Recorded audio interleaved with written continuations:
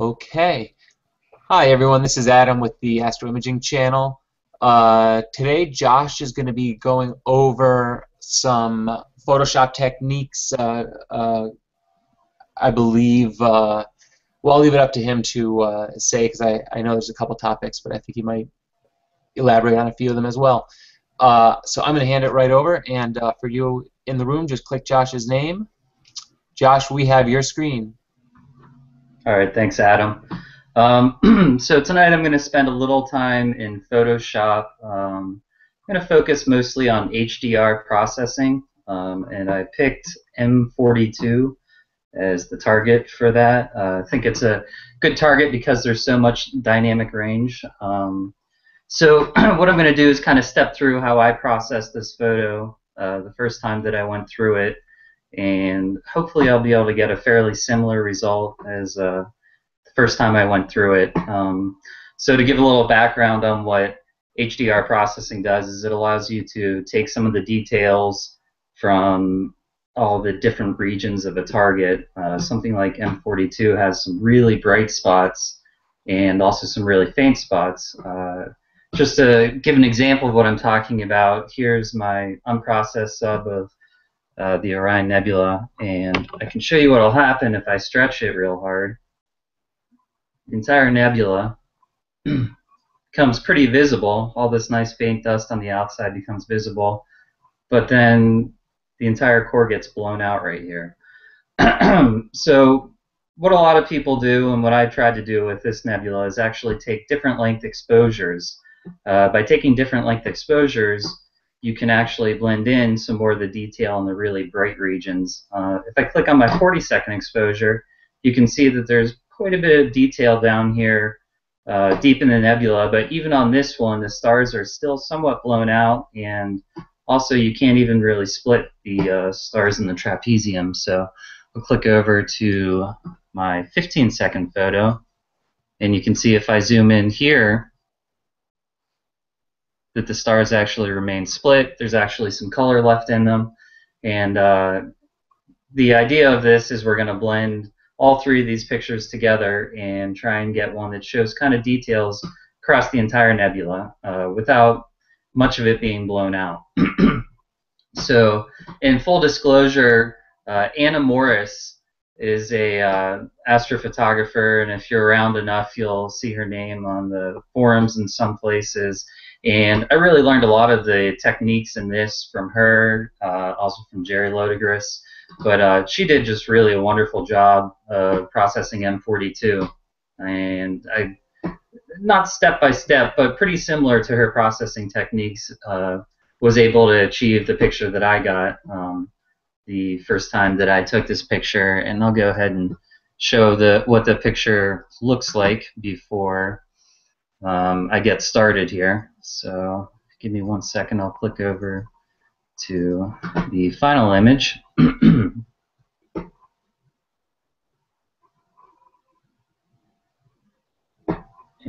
I want to make sure that that's actually showing up here.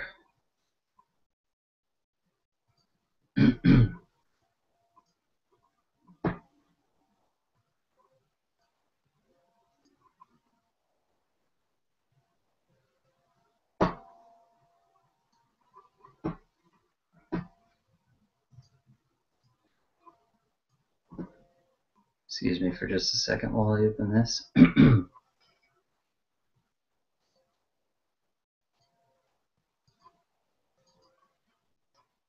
And here's what the final image ended up looking like.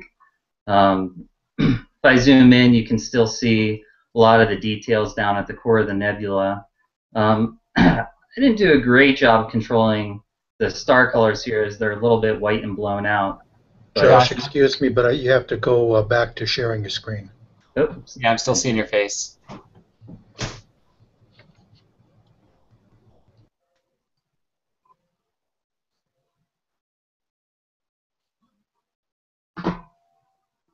There we go.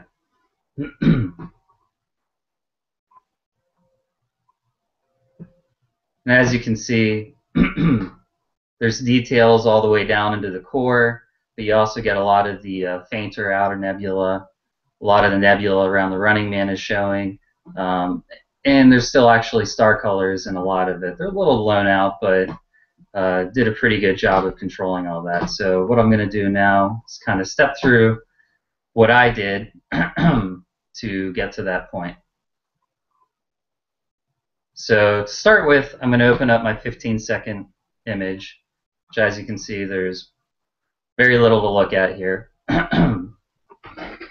And working in Photoshop, I like to work in layers. So what I'm going to do is create my first layer, and I'm going to start stretching this. The first layer that I actually want to work with is going to be brightened up a little bit to make sure we can actually see something. So I'm going to give it a couple of stretches here to get the histogram off the left side. And as you can see, there's still pretty good star color down in here. I'll give it one more stretch. And there's still pretty good star color. The stars are still separated. And that's kind of what I want to use as my baseline portion. That'll be the very darkest part of the image, or part of the nebula. So once I get to that point, what I like to do is start creating layers.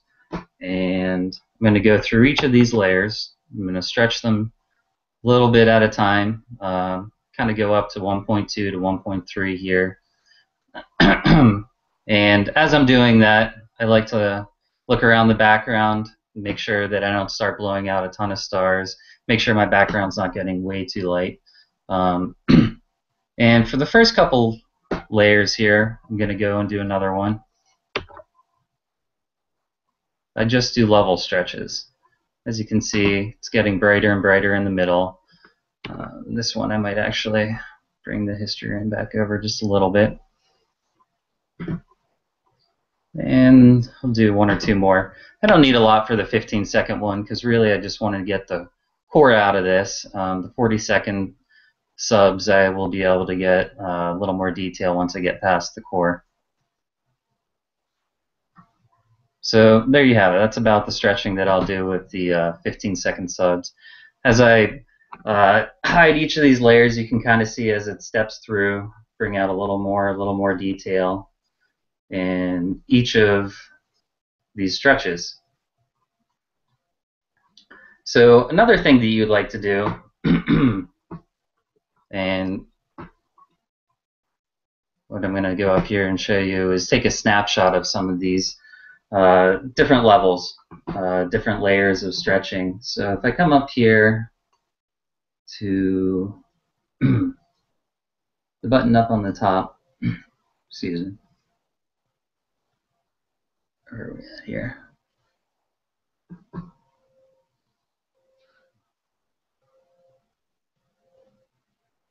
Oh, I lost my snapshot button, sorry about that.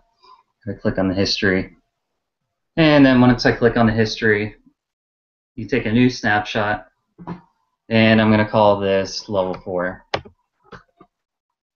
And then I'm going to go through, and I'm going to take one of these for each of these different background copy layers. Take another snapshot here. Call this L3.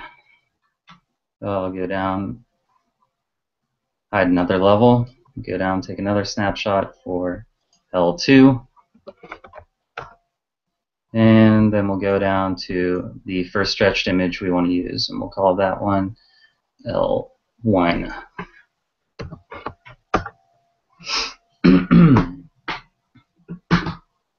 Then what I'm going to do is I'm going to show each of these levels again. And I'm going to duplicate the image. You can come up here into Image and Duplicate. And we're going to call this one M42 15-second HDR.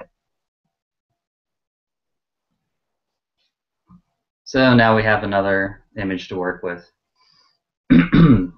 With this one, I can just go ahead and flatten it.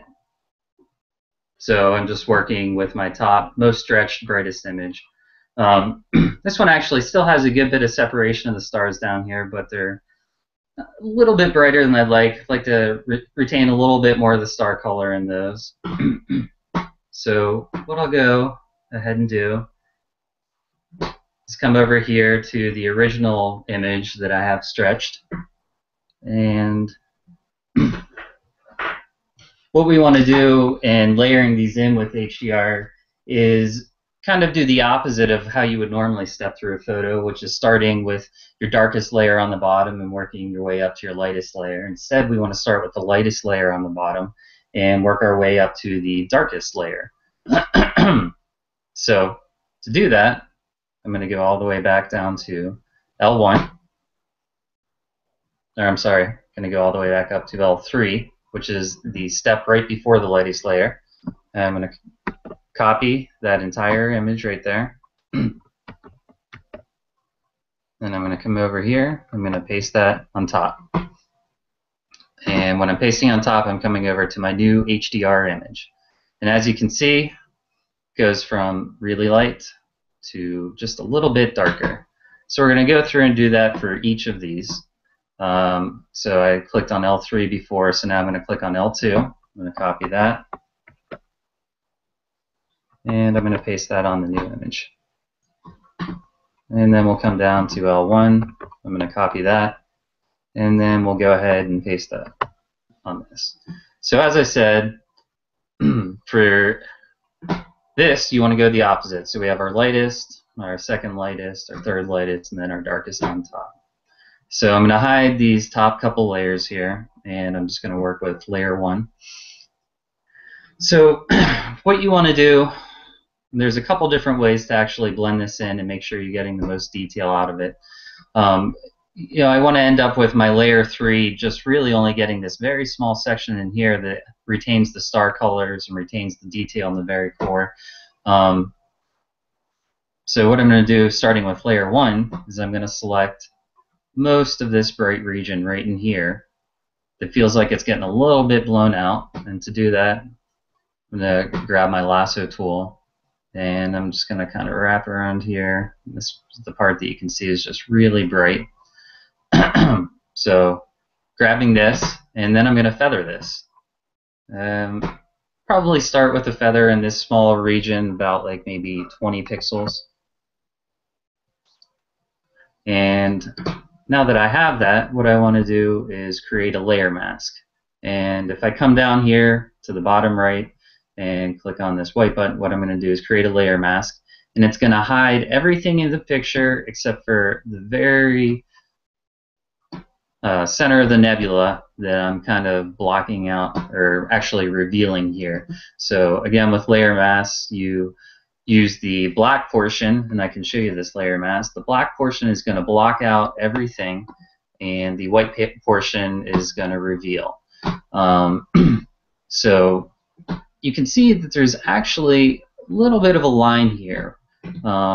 And I will go back to that in just a minute and show you kind of how you can deal with it. But you can see that this layer mask, even with that feather, right in here kind of makes a pretty sharp transition from the bottom background layer to this next layer in. And you don't really want that to happen. You want a nice smooth transition across the board. But we'll go back and do that in just a minute here. So I'm going to do the same thing here on layer 2. And coming in on layer 2, there's much less really bright region. As you can see, layer 1's got, a big, really bright region, or the background does, and then layer 1's got a little bit less as I come into layer 2. What I'm going to do is use the lasso tool and just select just a little smaller region in here. And again, I'm going to feather that. My feather, I'm going to work down in size just a little bit since the area I'm grabbing is a little bit smaller. And I'll pick 15 pixels for that. And again, I'm going to create a layer mask there. You can also create this layer mask by coming up to Layer, going to Layer Mask, and it'll give you the selection to reveal all, hide all, reveal selection, or hide selection. So what I'm doing here is I'm revealing the selection, and if I wanted to hide the selection, it would give me the invert, where the whole background would be white and this little central region would be black. So, hi, Josh. Go ahead, Alex. Josh, could we take a break here? We might get some questions piling up. Remind everybody to just go ahead and add your questions to the Q&A or to the group chat. And got a couple of questions so far. Okay. Oh, I just disappeared from my my chat thing there. Okay. Were these images stacked? Tim wants to know, were these images stacked in Deep Sky Stacker prior to doing that, or each of the individual layers that you're talking about a single shot?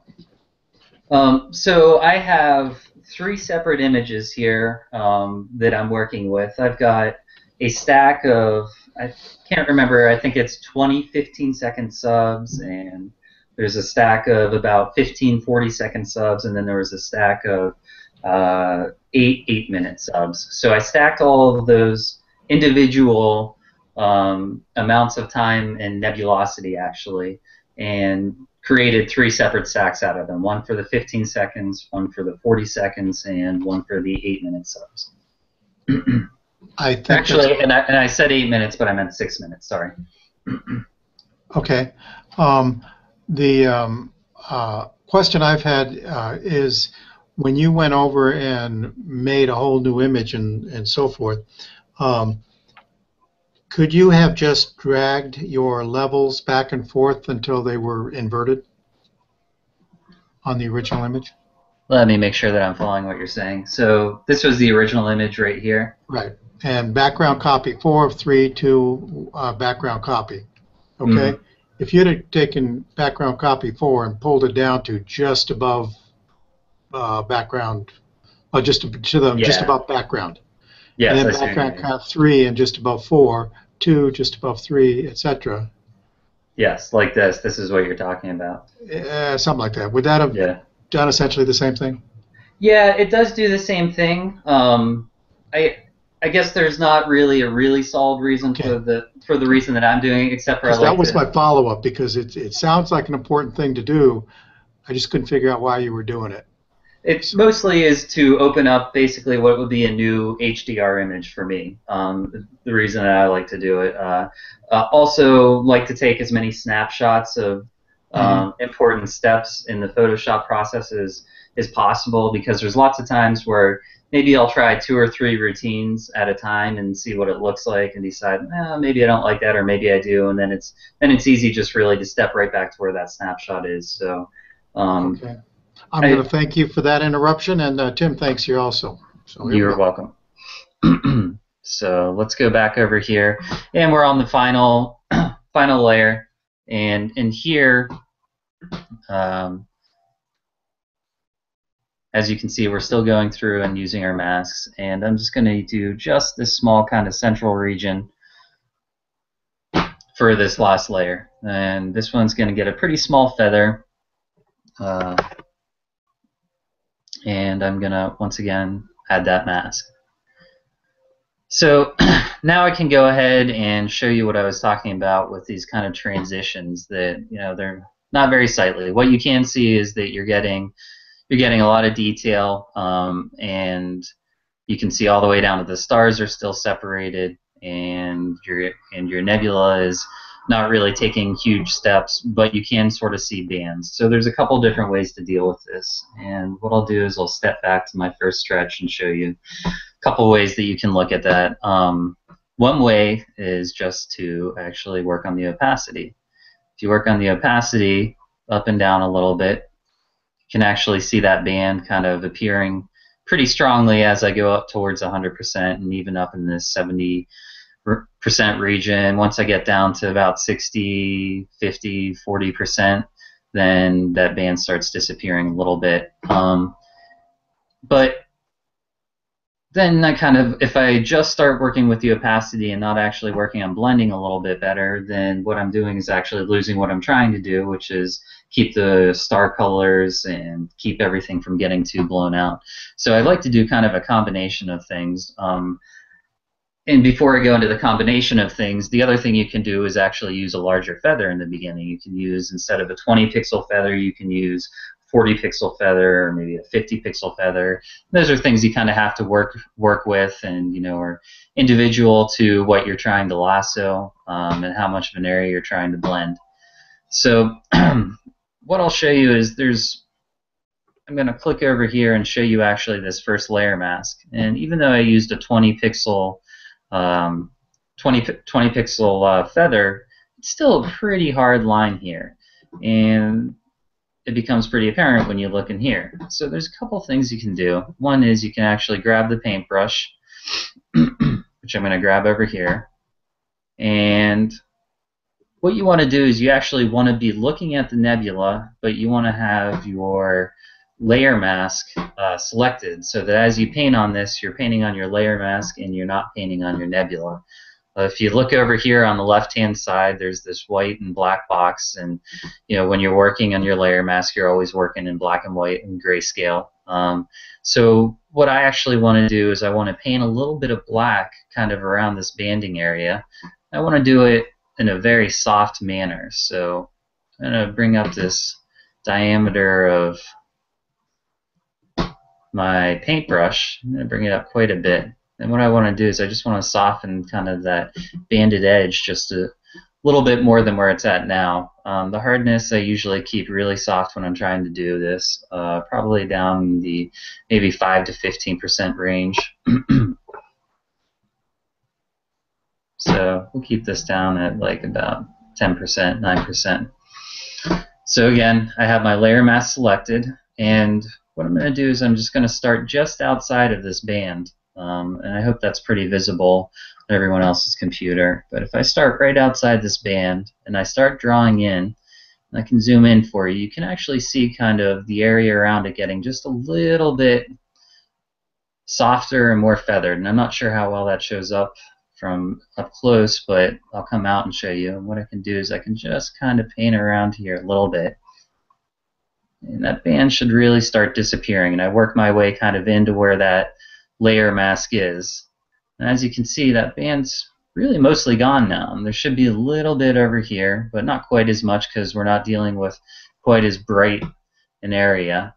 And by looking at your nebula and not at your layer mask, you can see instantly how painting onto that layer mask actually affects your image. So let's go just step back over here. You can see that really I softened it up just a little bit.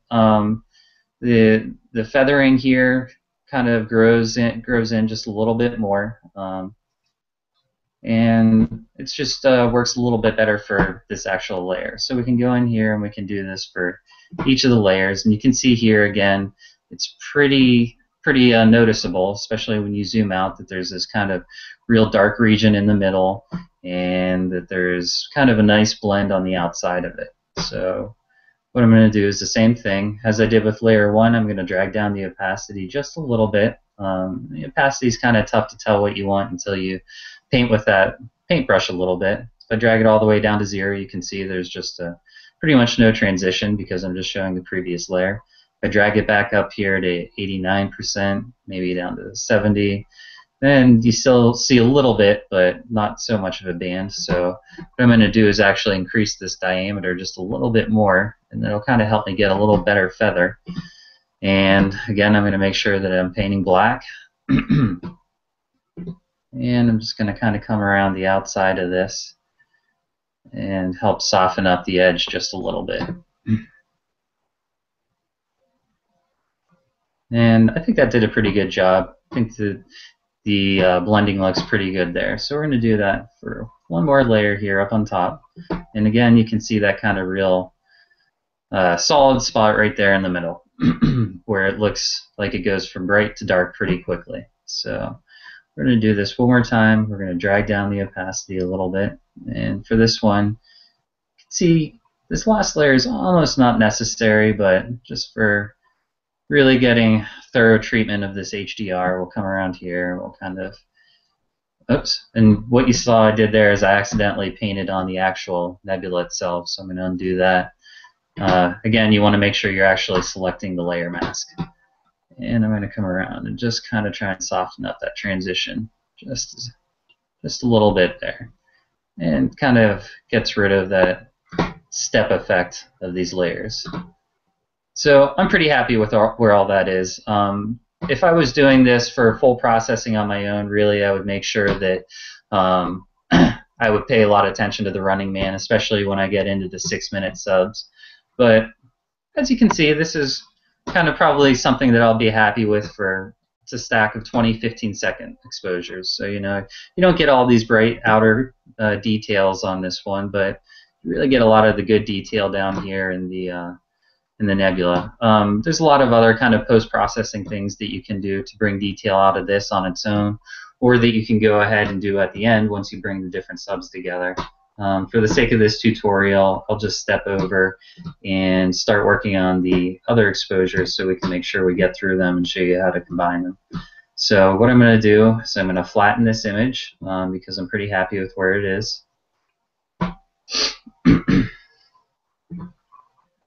And I'm just going to save it in my folder for M42 processing, and I'm going to make a new folder, and I'm going to call it HDR subs. And this is going to be saved as M42 15-second HDR. So go ahead and save that, and we'll be done with that one. So I'm going to go over and work on the 40-second and 6-minute exposures. Alex, are there any other questions before I move on? No, as of right now, we're clean on questions in both comments and Q&A. Okay, thank you very much. So I'm going to step through and do the 40-second one pretty quickly, as well as the 6-minute one, just so we can make sure we get through this. But it's pretty apparent as soon as I zoom in here how different the very core of the Orion Nebula looks here on the 40-second exposure. These stars have no separation between them. There's very little color. And you just really don't get a lot of the detail in here. So you can kind of see where the power in actually taking these different length exposures comes in because you're already done at 15 seconds with this one. So I'm going to go ahead and I'm going to stretch this one. And typically what I like to do now is stretch this one kind of, I'm going to do this in just a couple steps, but I want to stretch this one just a little bit past where I was at the end of my 40-second, or at the end of my 15-second exposure HDR sub. So as you see, bring it out a little bit more.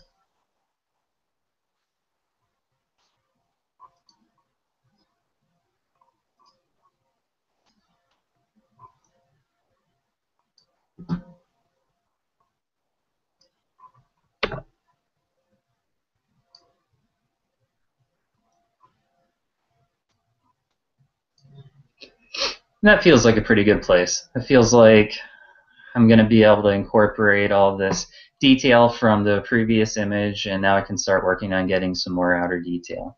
So I'm going to flatten the image here, and I'm going to go through and probably do like 4 or 5 layers like I did last time.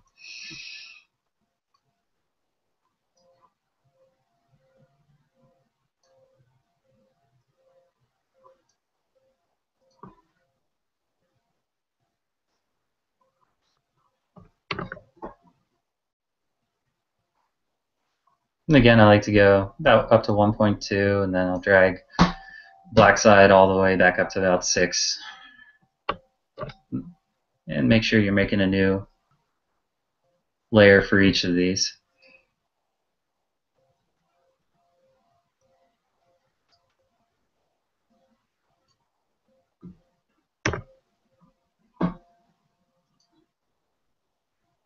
And it's starting to get a little bit noisy. Once it starts getting a little more noisy, then I start working my way actually to doing a little bit of levels and a little bit of curves. I don't expect to get a lot more out of the 40-second exposure.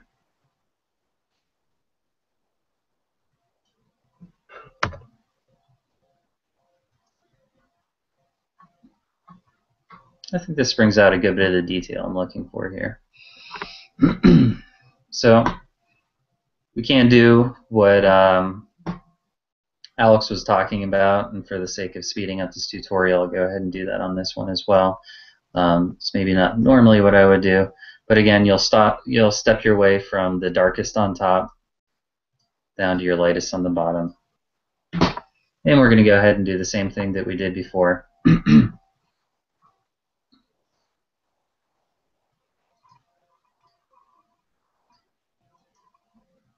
And we're going to start creating layer masks.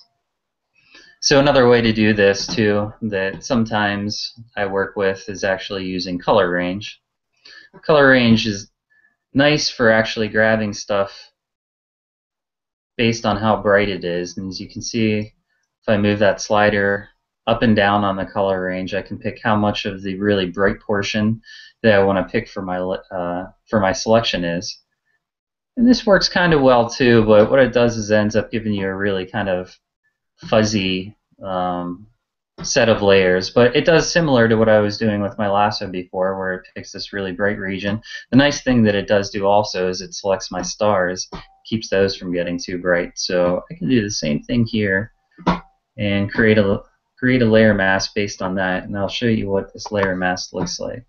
So this layer mask actually takes out all this really bright stuff in the middle, and it reveals that and hides all the dark outer side, and kind of there's a more nebula up here that you can see if I select over here. And what I can do is come in on this layer mask, and I can actually control the levels on that. And typically I'll bring my black point slider over a little bit, stretch it out just a little bit. I just want it mostly black with a little bit of white on here. Then I can put a Gaussian blur on this as well. And typically I'll keep that down to like 2 or 3 pixels. And then I'll go back over and show you how this works. As you can see, it kind of gives a nice blend, sort of similar to what we were doing with the lasso. So it's just another option of how to do that. I don't like using that quite as much because I think it gives a little bit more of a washed out appearance as you step through your layers. Go ahead and use the lasso tool for this next one. Trying to get a similar region. We'll feather that. We'll give that one a big generous, maybe 40 pixels. We'll put our layer mask on there. And then we'll go up and do the same thing again. Up here. And we'll feather that. And we'll step that down to 30 pixels. And we'll create one more layer mask. So again, you can kind of see you got that banding effect. You can step backwards and see where that kind of shows up. And this is where it showed up. So we'll slide down the opacity just a little bit here. Maybe come down to 60 or 70%. Again, I will select my layer mask for this layer, and I will go in with my paintbrush. Make sure it's big and has a soft application, and just kind of go around this band here. That band disappears pretty well. And then another one shows up as I come in here, so I'll go down, lower the opacity a little bit. And again, make sure you select the layer mask and not the image to paint on. And that did a pretty good job of getting that band to disappear. So for the purposes of this tutorial, I'll flatten the image again. I'll save this one. And I'm going to save a copy since I didn't duplicate the image this time. Go into my HDR subs, and I'll call this M42 40-second HDR.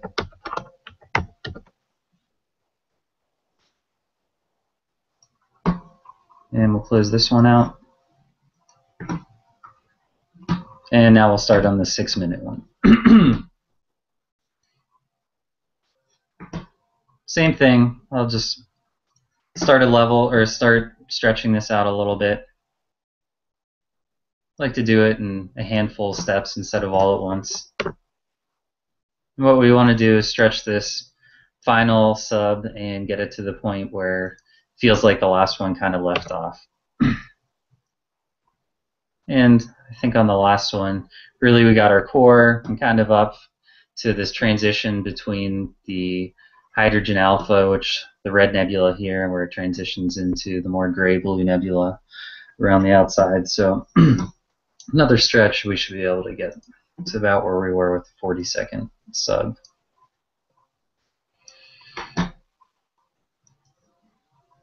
That feels like a good starting point there. So I'll flatten this image. And I'll start and do the same thing.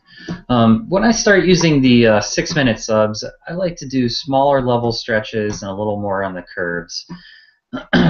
So to show you what I mean, I'll start off and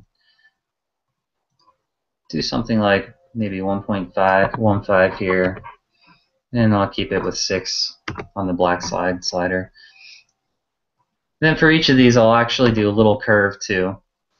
Help start bringing out really the faintest details of the nebula. So, you know, Orion Nebula's got really probably dust everywhere in the picture. If you look at the pictures that are really wide field and go all the way over to the horse head, then you can see this whole frame would actually be covered in dusty details and everything. So you're not really going to pick a black point in space, but you can pick kind of darker points in space and use those kind of as your anchor. And then kind of like to zoom in here, and typically I'll try and find some of the darker dust, maybe like in here, and I'll select this as a point.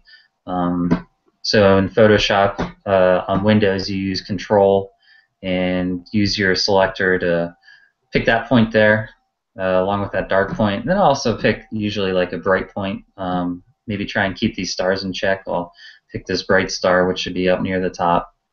I'd like to put another anchor down on the darker region down towards the bottom left to keep from getting a real weird curve where I'm sinking the dark part of the sky way down on the histogram. So what I'll do is I'll pick my kind of dark dust, which starts off at 45. I like it to be pretty close to the sky, so that way I'm actually separating some of this dust from the sky, and I'll move it up maybe like 4, 5, 6 points on the output. You want to make sure really what's important as you do that is you get a nice transition from one frame to the next. So I'm pretty happy. I see a lot more dust here. It's getting brighter. And pretty happy with where this stretch went. So I'm going to go through and probably try and do 2 or 3 more of these just to start with. So we'll go through. I'll give this another level stretch, about 1.15, and then go up to 6 on the black side. Again, I'll do a curved stretch, come out here and try and pick sort of a dark region of the sky. Seems darkest over on the bottom right here. I'll come over here and try and pick. There's really dark dust in here. Kind of nice to grab that stuff. And I'll come back down to this star, which I really want to keep from being completely blown out, and pick that. Again, I'll apply a little anchor down here at the bottom and try and give this another stretch. Give that 5. And we'll do 2 more of those real quick.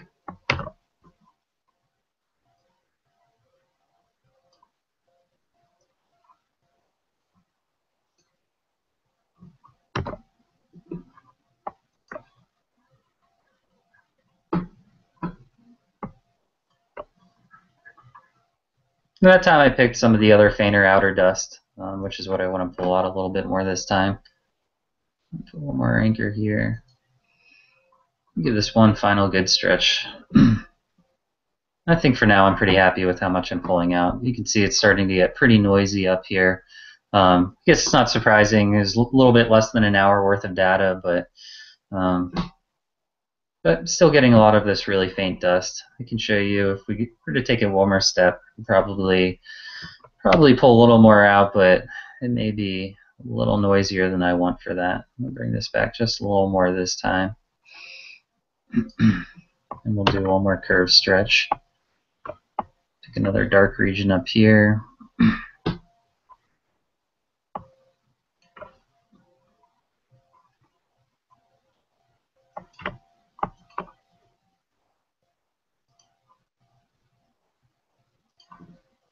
Get that anchor back in place. As you can see, some more of that red dust is appearing here. It's really quite noisy, but maybe we'll throw it in there too. And again, I'll go through and do the same thing we did last time, where we just kind of invert these levels.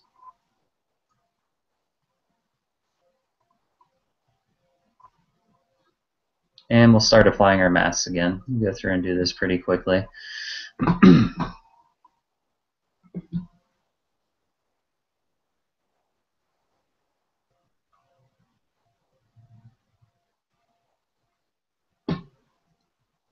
Feather should be quite a bit bigger now. We'll go up to maybe 70 to start with the feather, since the region's getting larger. And we'll add a layer mask here.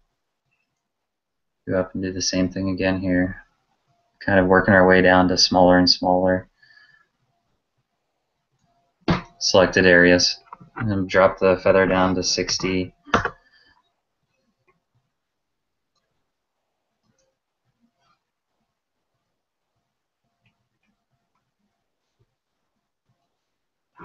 Drop it down to 50 this time.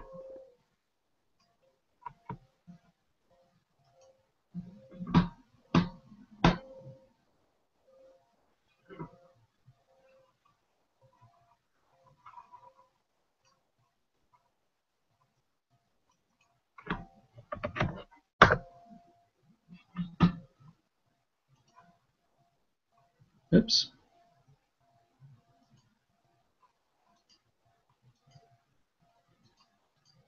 I did something weird there. Sorry about that.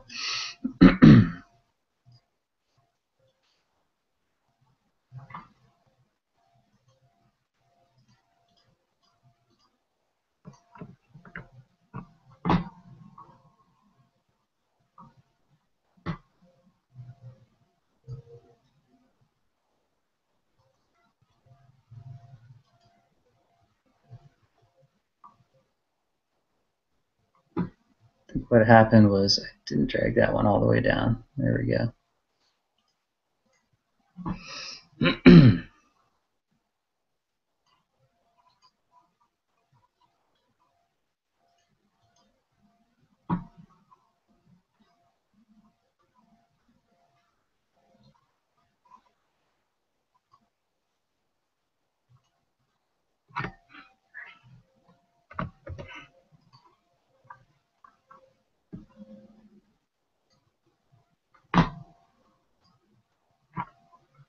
Yeah, I apologize. I think I kind of messed up my level or my layers here a little bit, and maybe that answers your question, Alex. Why I kind of like to work my way over. I get confused about where each of these levels are.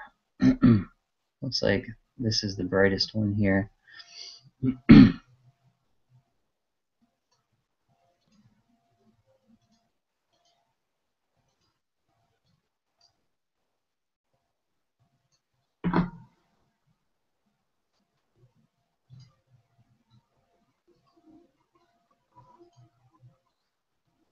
There we go.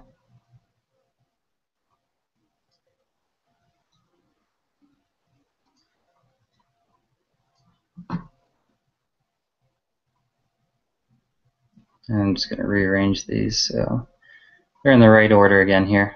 Okay.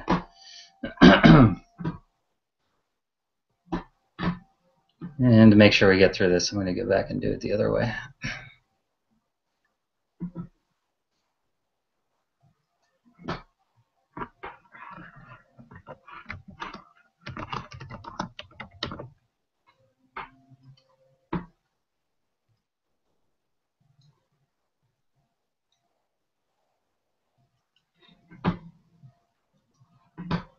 And another way that you can do this is you can step down here, copy that image where it's at there,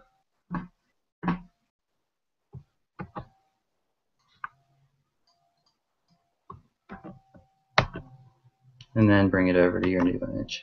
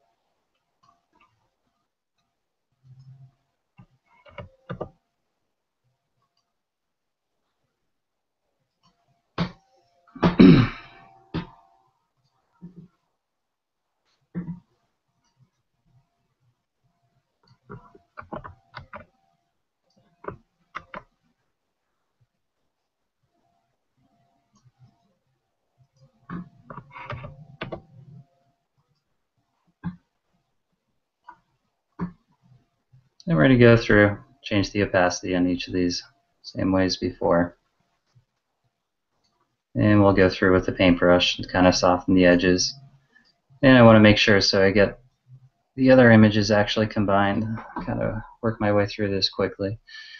So again, make sure you select on the actual mask. Make sure that you're painting in black, and you can kind of get rid of this band here as we work our way up. I'm going to make sure that the other ones are hidden so you know what you're actually working on. So we work our way up. Come in here and paint around here just a little bit.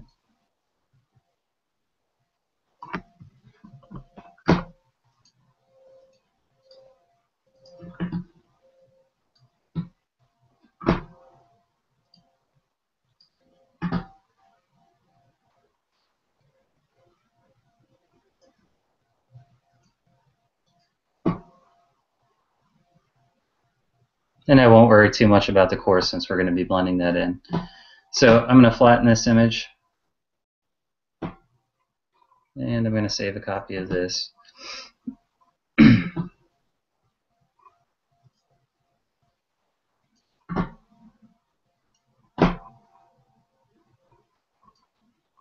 Now we're going to go through and we're going to combine the 3 stacks.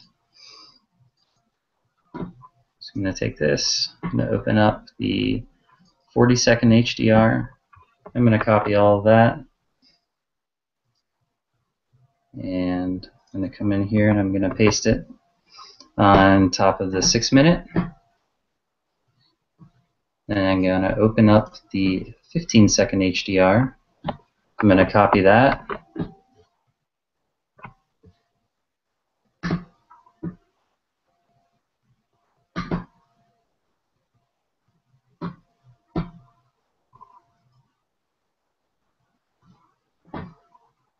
And we're going to paste that on top of the 6-minute. Josh, you got time for a question? Yes. When you're painting the mask like that, are you painting with just the edge of the brush, just the edge of the brush tool? So what I try and do is work my way in from the outside of the band, and I can show you on this one. I think it'll be easier just to show you as I go in and actually do what's happening on the mask itself. So I'll answer that as I blend this layer in right here. So this is combining the 6-minute, the 40-second, and the 15-second images. Here is the 40-second laying on top of the 6-minute image. I'm going to grab kind of this bright part on the 6-minute one that's really bright.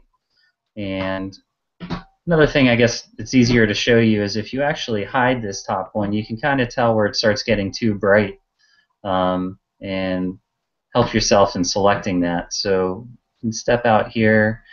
It's just a little bit white in here for what I like. And you can select it with the lasso that way and give yourself a good feather. Like 60 pixels there. And then show this top one and add your layer mask. And now this will be a good one to show kind of how I like to paint it. I'd be a little more careful generally if I was doing this. I'd take a little more time and make sure hopefully those levels matched pretty well. But I'm going to bump up this opacity to around 60%, and I'll show you what I'm talking about with this layer mask. So I take the paintbrush, and what I would do is just bring the edge of the paintbrush kind of up to that blending portion where you go from light to dark.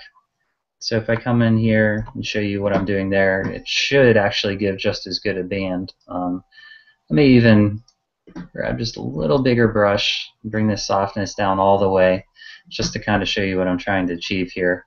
As you as I paint around the outside of this, what you can see is it actually kind of fades a little more and gives a little better feather. You can see a little bit of that kind of black creeping into the white area, and it also, if you use a big enough brush, kind of creeps sort of in towards the middle of the white area. And if I go back over to my picture here, you should see that it actually looks like it's blended just a little bit better. And so this portion right in the middle here, I'll zoom in, this is the area that is white on the mask. And you can see what I was trying to do is just kind of work my way in. So if I work in more and more, you can see the middle gets brighter and brighter. So yes, I like to work my way in from the outside of the white area to get a better blend.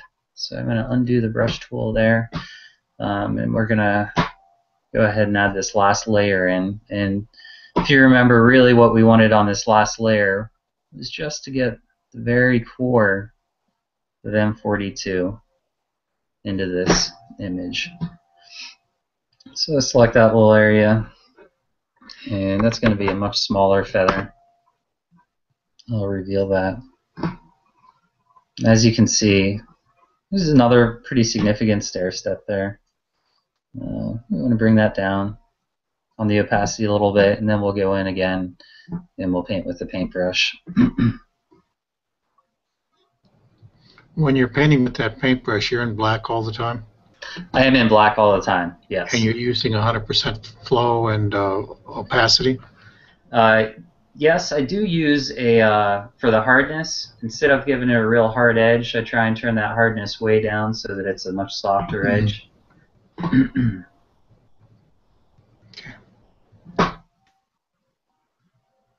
And this kind of brings that into a nice smooth transition. So now you can see there's kind of really good detail all the way on the outside. It's a little bit noisy, and we can clean that up in just a few steps here. To give you a quick example. But you also get good detail kind of right down into the core. You can see all these nice dust lanes and everything. I still see a little bit of a step on this second layer here. It is a little bit more than I want to see, so I'm going to paint just a little more here and make that just a little smoother transition, bring down the opacity just a little bit here. And gonna have to do the same thing again on the last level. And then so quickly, what I would do, I can go through a couple steps just to make it more presentable. Flatten the image here. The background's in a place where I kind of really like it. You know, I guess a couple quick steps I could take, and I'll do these all in separate layers, just since we don't have time to go through everything. So I would make 2 background copies. I'd put a high pass filter, which is found under Filter Other, and I put that on each of those. Really what you want to do is have the radius be big enough that you see kind of the wispy details of the nebula, but not the huge overall structures. And what they'll do is just kind of help bring out the sharpness of the dust a little bit. I'm going to do this with both of them.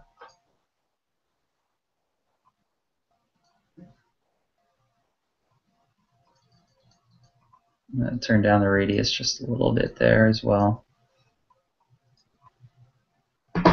And for the first background copy, I'm going to change that to an overlay. And for the top copy, I'm going to go to soft light. And as you can see, it really brought out a ton of noise and a ton of sharpness. And you don't really want all of that. So really just a real subtle application, maybe a 25% opacity, will really kind of help sharpen up the image a good bit. If I come over here, you can kind of see how it goes from a little blurry to a little bit sharper, and just a little bit sharper with this last one. Maybe we'll turn up the opacity just a little bit. And I'm pretty happy with what happened there. I'll flatten the image one more time. And next thing I'll do, so I'll go in and I'll apply my HLVG, the Hasta La Vista Green. I I think that Surge AC did a quick tutorial on the Astro Imaging channel on this, and instantly it just goes from kind of a green, dusty region to a nice, sharp, a little more picturesque blue. And typically I'd spend a lot more time really cleaning this up, but for here maybe I'll just apply a Noise Ninja to kind of bring the noise down just a little bit. And you can go in here and just take a quick look around with the filter, just see, looks like it's applying well. And the last thing I might do, just to make it a little more presentable, is come into Adjustments, Match Color, and bump up the color intensity just a little bit to bring the reds and blues out just a little bit more. So that pretty much covers what I wanted to cover with this. Trying to speed through it, kind of got a little bit sloppy with kind of the transitions and a little bit of the fuzziness, but as you can see, between looking at this and looking at our initial 6-minute sub, you can just see how blown out the core was and how little detail we can get in there, and then as soon as we did any kind of large stretch, really a lot of the core was blown out and there was just nothing to see down in there. So I hope this helps some with understanding some of the steps you can take to actually bring out full range of detail on really high dynamic range images. Alex, do we have any questions at this point? We don't have any questions, but if it's okay with Adam, maybe we can turn everybody's speakers or microphones back on and we can have a discussion. Yep, we can open everybody up. I'm going to start working on that now. Actually, I think everyone might have muted their own microphones, but if you did, you can unmute yourself, and I think everyone might be unmuted now. A little delay, so give me 1 sec. Just working on Kurt. He might have himself muted. Kurt, if you have yourself muted, I think you have to unmute yourself. Josh, thank you. That was, let me, I need to click over to the side. Let's see. There we go. Oh, and I'm still showing my screen. I think Kurt is probably out seeing the last of the sunset. Okay. And just, all right. Thank you, Josh. That was actually that was a great tutorial. I don't think I've seen anything like that recorded online or anything like that. That's going to be really helpful for a lot of people to go back and see. I don't know if anyone in the room had any questions. I know we're just going to kind of open it up to a Q&A now, so anyone can throw anything out there if they have anything. Has anybody used the HDR function in Photoshop to do some of that? I have not tried it. I've heard a little bit about it working sometimes and not working other times, and was kind of hit or miss. I haven't tried it myself. I tried it, and it didn't work. I tried it, but not knowing what the heck I was doing. Josh, I take it that the picture that's now showing, at least on mine, is when you take your time and do it and everything else like that, correct? Right, yeah, this was the original pass that I had it. I was blown away the first time I went through and saw how powerful that is. I mean, it was really cool. This was, I think I went out, it was right when I first got my Orion thin off-axis guider, and I thought I was just doing some testing that night.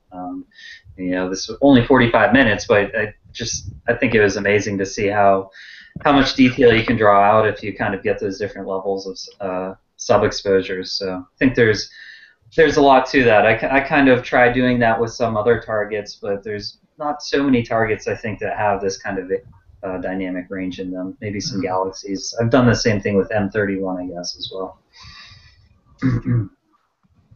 Yeah, I was going to say that, not to the same extent, but M31 definitely could help from something like this. Probably not as many layers, because the core, you could probably get away with just 2 layers with M31. Orion, Yeah. it's the perfect object to display this, though, because it's over such a large dynamic range. Exactly, and it's nice because if you can get this process down, even typically a lot of galaxies, you'll want to really stretch out the outside of the galaxies, but keep the core from blowing out. So you don't even need different sub-exposures. But there's plenty of bright enough galaxies that you can use this technique on to kind of work on bringing out more and more outer details. So it's one of the best tutorials I've ever seen, and was really helpful. So. Which version of Photoshop are you using? I am using CS2. Okay. So hopefully everybody's got something at least that new or newer. It has all the same tools on it. I was wondering, the snapshot tool, does that give you anything besides the history, like a stopping point in history? It doesn't save a different history for the snapshot or anything like that, right? It puts your layers back to where they were when you took that snapshot. It does, okay. So that part is pretty useful. Well, it can be pretty useful. To be honest, I don't use it frequently, but a lot of times I'll take a snapshot myself before I try and apply some kind of denoising action, or I start playing around with the stars, because it just makes it easy in one step to go through, especially when you're using actions. If you use, I have Annie's actions and I have the Carboni's actions, which I typically don't use a lot, but they actually automatically take a snapshot for you a lot of times whenever you're using them, which is nice. Because if you're not happy with what happens, you just click on that snapshot and it goes back through whatever, some of the things that their actions do 25 steps, so you can't do an edit, undo, or edit step backward to get through the one thing that they do. Yeah, I have Carboni's tools. I don't have Annie's actions. I didn't see that with Carboni's tools. It might be on Annie's actions, but that's a good idea. Yeah. Especially smart with actions. Annie's actions are nice. I use some of those. Yeah, I guess they're called astronomy tools. I've used a couple of Annie's actions, the thing I did with the high pass filter. She has those combined into one simple step, and enhanced dust lanes. Those are nice. And her reducing stars is a nice action as well. Yep. So hopefully one of these days, I started messing around with that select color range to do this kind of HDR processing, but it's also can be pretty effective at helping mask off your stars as you're stretching, which I'm just trying to get into. I know we talked about some last week, but I'd like to get better and better at masking off stars while I'm stretching, and that seems like it might be an effective way to do it as well. Josh, when you were talking about the using the color range selector, you mentioned that it becomes too harsh. Is there any reason you couldn't have feathered that selection? I think you can, but the problem is that color range will select both really large areas and really small areas together. So I guess you could feather off the large area that it selects individually, but if you try to just feather your entire selection, then it's going to you can't, because it has small selections as well for the stars, which you can't put a big feather on. Yeah, the feather disappears, right? Exactly. Yeah. Yeah. If you use the contiguous, non-contiguous button, okay, you still have that problem? I do not know about that button. Okay, let's go over to just on the image you've got there, assuming that's not your good old sacred one that you can. Okay. Okay, I'm thinking of a different tool. Yeah. Or it could be in a newer version, maybe. Yeah, maybe, or maybe it's a later version. I'm on 6. Okay. So yeah, once I select this, you can come in here and feather this and try and give it like a. But if you put a 70 feather on it, you're getting a 70 feather out on all the stars you've selected and everything else too. Right. So you can. What I just did was I put a 50 pixel feather on it, and all the other selections just disappeared. So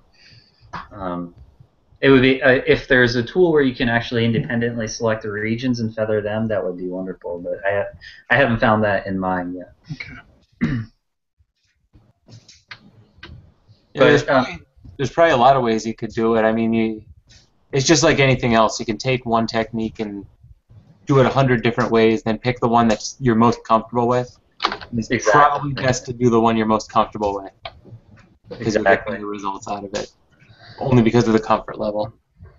Well, like you mentioned, the comfort really makes a difference. As Alex kind of suggested that new technique, and then I tried it on the fly, and we're actually dragging those layers around, and then I lost my bearings, and I was like, It's my fault. It's my fault.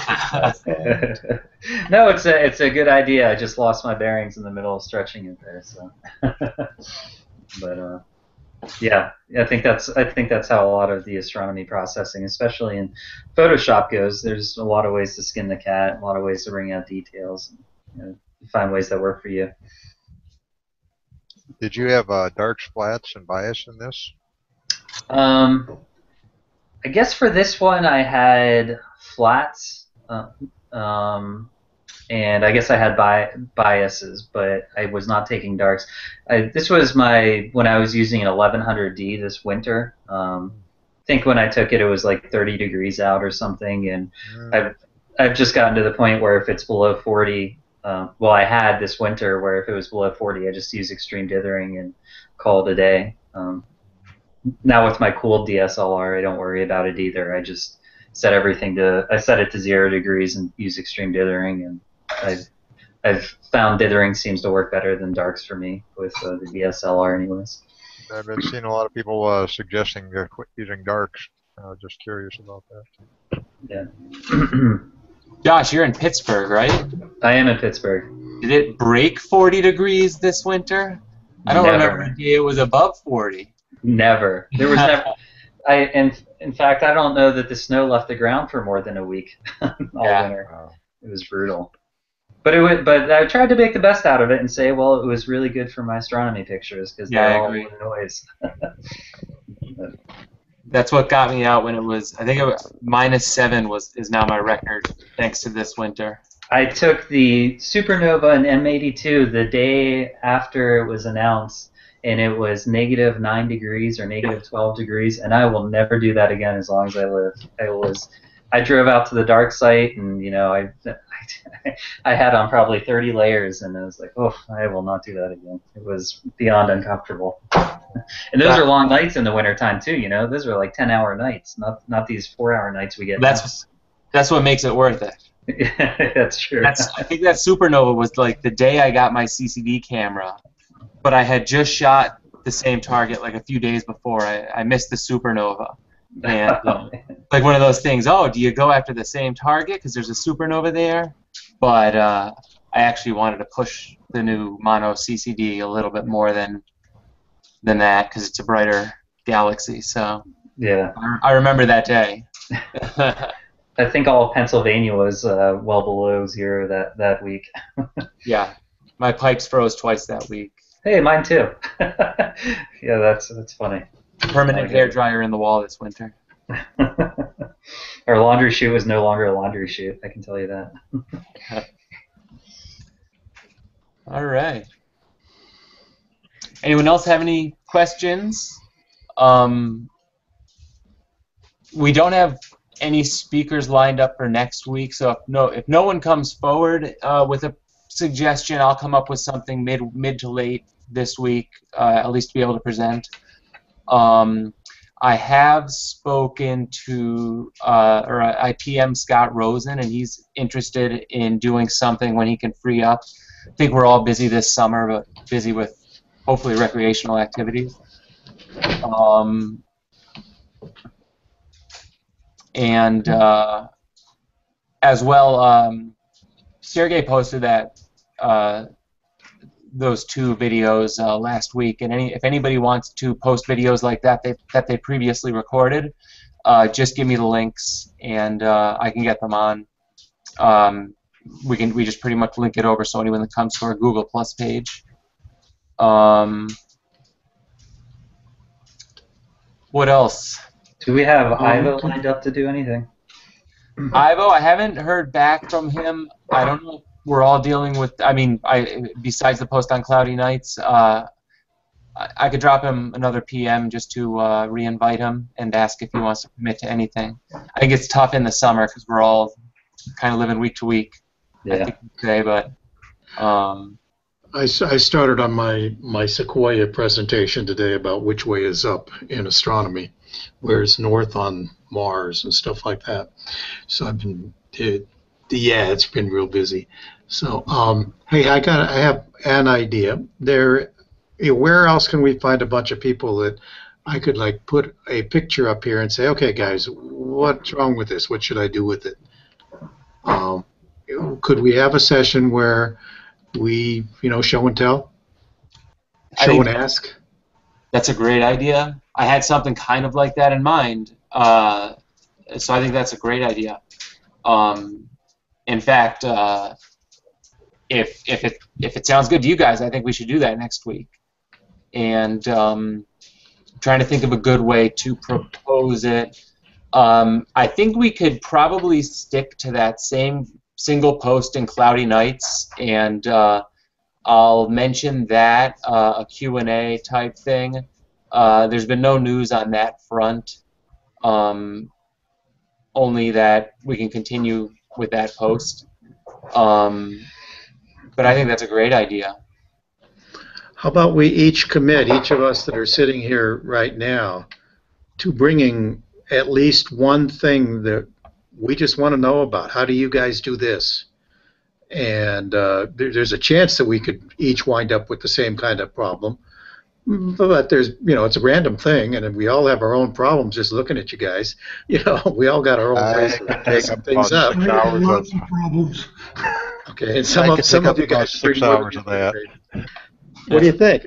Can we each commit to, look, I want to know, in my case, how do I tell whether I've got a gradient or I've got nebulosity that I don't usually see in other people's pictures? I don't know. I was working with my Omega Nebula today, and I'm sitting there going, okay, that's wonderful, but how come nobody else has this nebulosity? Yeah, I think that's a great idea. I can already think of a few things that I'd like to know just reaching out to the group, so okay. We've got our plan. I'm not sure I can help, but I can go ahead and contribute so you guys can help me. Well, that might be good. It's going to be a lot harder to control, a lot harder to figure out.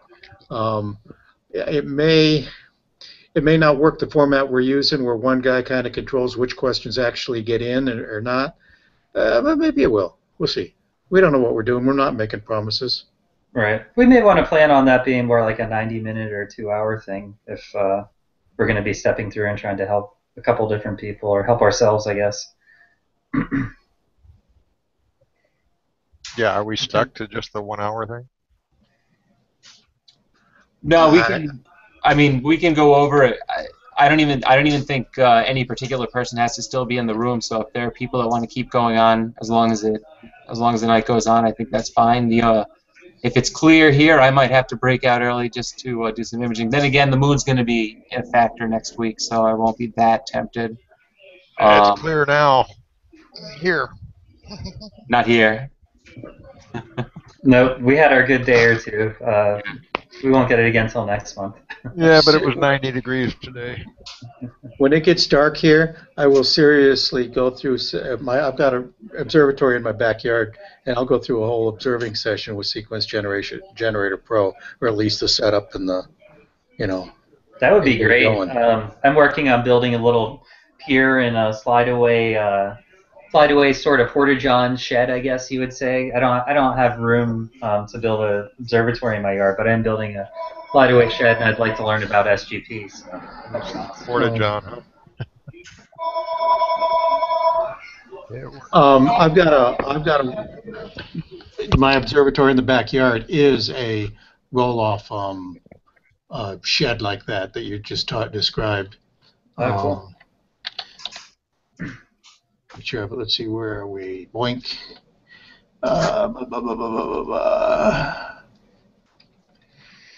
Let's see, how can I share this sucker with you guys? Share my Josh, screen. you got Which that one? on rollers or what? On concrete or what? I'll show you. Screen share for Hangouts. Is that what I'm doing? Yes. It didn't come up. Screen share. Okay, I can see all you guys. Oh, I know what I'm doing. Yeah, that's my problem. My problem is there. That's where I want to go.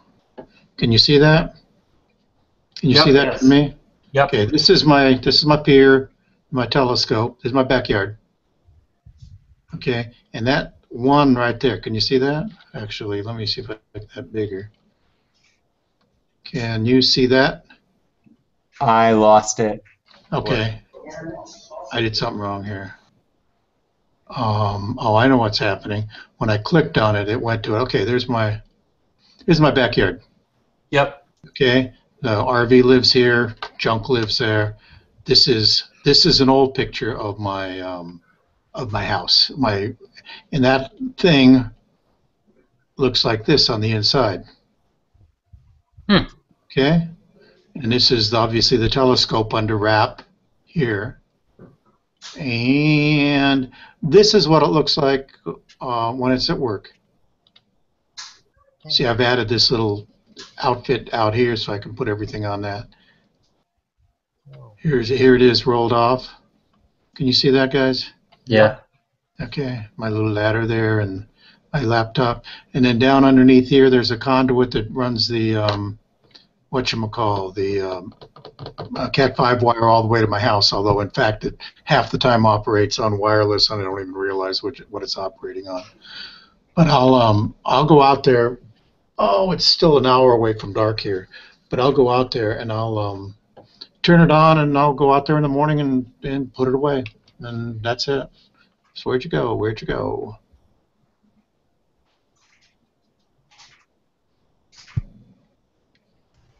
So, Alex, do you do automated meridian flips? Yeah, it does all that stuff for me. Is that a G11 or what? That one's the G11, yeah. Okay. Okay, where am I? Okay, I'm going back to just me. That's on my website too, alexastro.com. So you can see it there. Where do you live, Alex? I live in Moreno Valley, which is about an hour and a half east of Los Angeles. Okay. So, now I'm back to me. So, yeah, I go out there. I imaged every night last week. It only took me about 15 minutes a day to do that. And I go to bed. I can sit here on the same computer I'm talking to you guys, and I can watch what's happening back there. It just does it automatically. I use Type VNC to communicate with that laptop, and everything just goes real smoothly. Pretty cool. I might have to tap you for information when I'm building mine. Yeah. Yes, SGP is awesome. I do the same thing, but I've yet to do a meridian flip when I'm not watching. I still set my alarm and wake up for the meridian flip, just to watch it on my computer, just to be sure. I'm always afraid. Does it screw up? What happens if it screws up, though? Well, I mean, what's the problem if it's screwing up? I don't know. I'm afraid that my CCD is going to hit my pier. Not that anything's going to happen. They say the clutches slip on the Mach 1, but I'm afraid. I don't know. Okay. I've got an EQG and I'm worried about that. I don't let it get past. I switch it over myself. I don't take a chance. Yeah. I guess I'm old-fashioned. I sit out there all night with a crap. It's what I do still. Yep. Yeah, tell me, when you're guiding, do you look through the eyepiece at the reticle? No. No, I'm not that old-fashioned.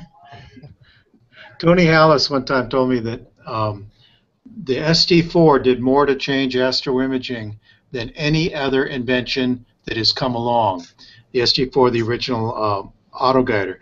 And his explanation was rather interesting. It wasn't because you could guide so much better. It was because after 2 or 3 years of sitting at an eyepiece in what you guys were talking about, cold, people said, screw this, I'm not going to be an astro imager.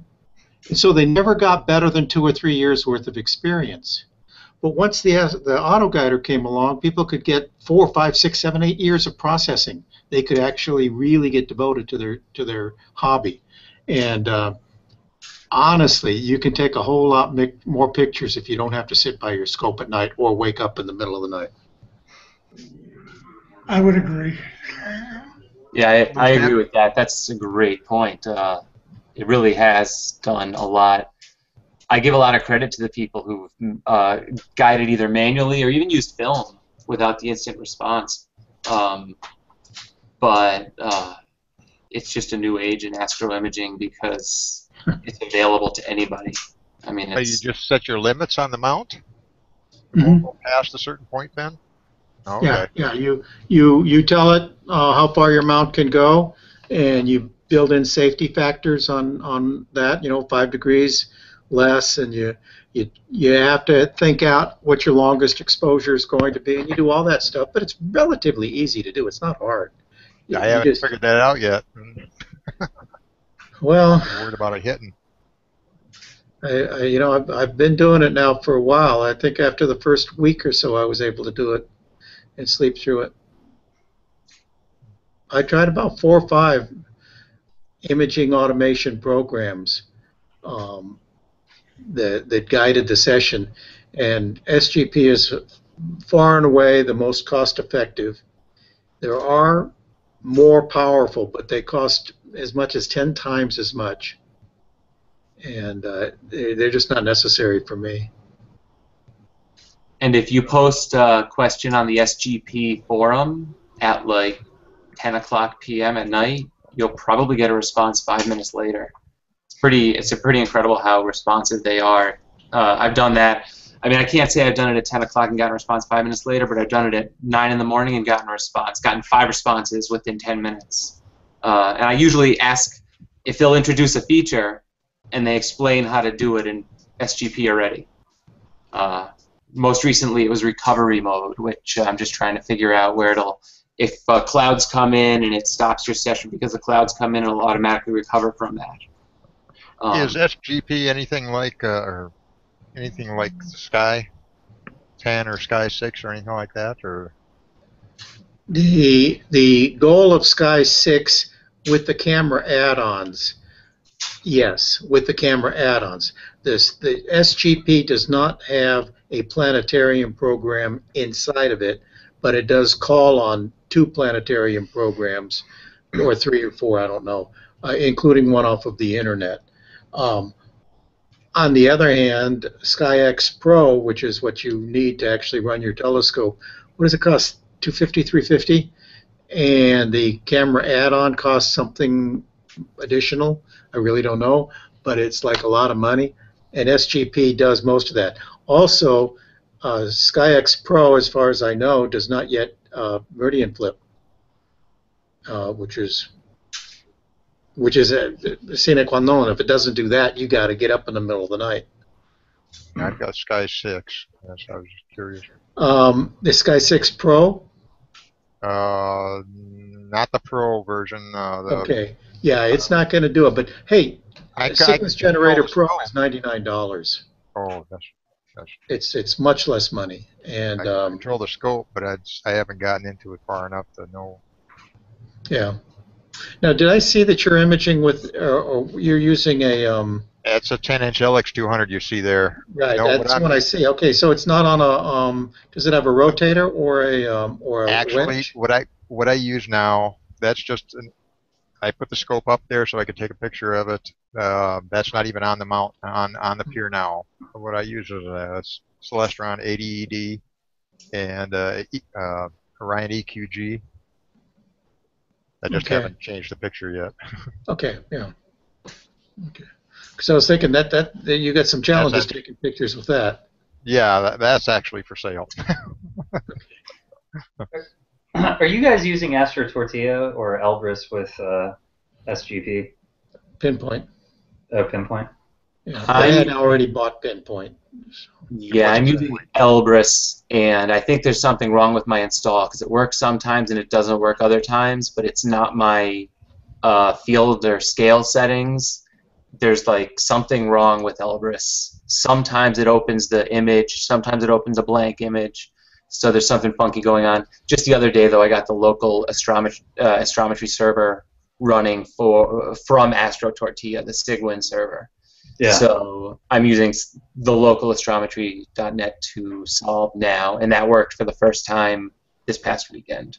Yeah, I don't know. Astro Tortilla has been killing me. It's just very flaky. It seems like it works great. Then I change a filter and I can never find the right settings when I go. Like I haven't been able to solve with O3 except for maybe 25% of the time. HA I have down all the time in the color.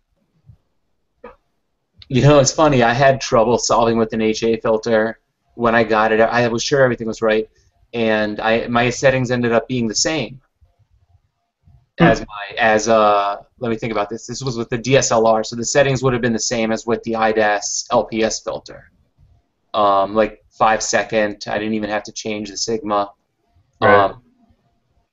But then sometimes, I don't know what it was. I don't know whether it was the angle that I was pointing to. Sometimes it wouldn't work.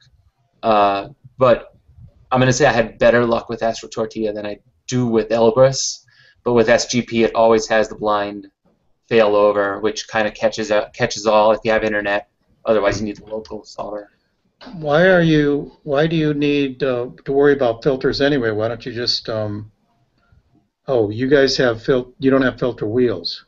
This was with my DSLR previously.